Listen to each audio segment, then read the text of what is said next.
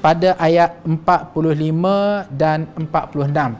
Dan ayat itulah diulang oleh Ustaz Furqan Fawaz tadi, diulang berkali-kali, dan bagaimana Allah Subhanahu wa taala menyebut dalam Al-Quran, wa nada nuhu rabbahu qala rabbi inna bani min ahli wa inna wa'daka al-haq wa anta ahkamul hakimin. Qala ya nuh innahu laysa min ahlik innahu amalu ghairu salih wala tas'alni ma laysa laka bi'ilmi inni a'idzuka an takuna minal jahilin.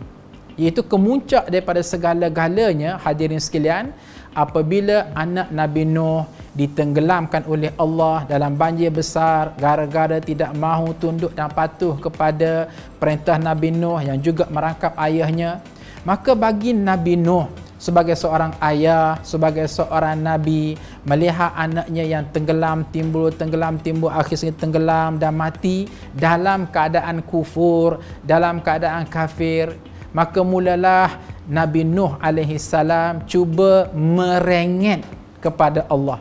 Cuba merengek kepada Allah.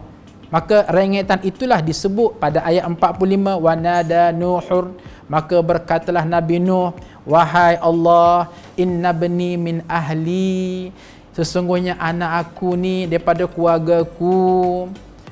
Seolah-olah Nabi Nuh nak kata, wahai Allah, ya, apakan daya, memanglah dia tu mati kafir, tapi kalau boleh timbang-timbang, ni anak aku ni kok dapat excuse boleh masuk syurga dia seorang.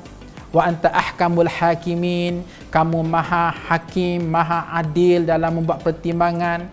Ini kalau bahasa mudah kita minta kabel lah. Okey, aku kan Nabi, kamu kan Allah, ini kan anak aku, maka biarlah atas nama kabel aku sebagai seorang Nabi kok dapat excuse.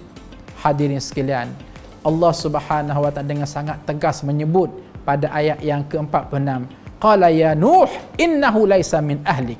Wahai Nuh, innahu laisa min ahlik, dia bukan anak kamu. Allah tu dia sebut direct, menerjah kepada Nabi Nuh, wahai Nuh, kamu sibuk-sibuk dah kata itu anak kamu, itu anak kamu. Aku nak tegaskan di sini, innahu laisa min ahlik, dia ini bukan anak kamu. Puncanya, innahu amalu ghairu salih, dia tidak beramal dengan amalan yang salih. Maka Allah Subhanahu wa taala langsung tak layan permintaan Nabi Nuh, dan hujung jatuhnya berakhir dengan anak Nabi Nuh, na'udzubillah, masuk neraka. Ini memberikan kesimpulan kepada kita, hadirin sekalian, bahawa kita ni yang disebut ada keluarga, ada suami, ada isteri, ada anak-anak, dan kita sentiasa menyebut nak baiti jannati, nak supaya rumah tangga kita til jannah. Slogan-slogan seperti mudah untuk kita menyebut, tetapi garis panduannya sama ada masuk syurga ataupun tidak, suami, isteri, anak-anak, kayu ukurnya amalun ghairu salih, amal itu salih ataupun tidak. Maka mustahak ya, selepas daripada ini kita kumpulkan suami, isteri, anak-anak, pandang kepada wajah masing-masing. Apakah suami soleh, isteri soleh, anak-anak soleh dan solehah?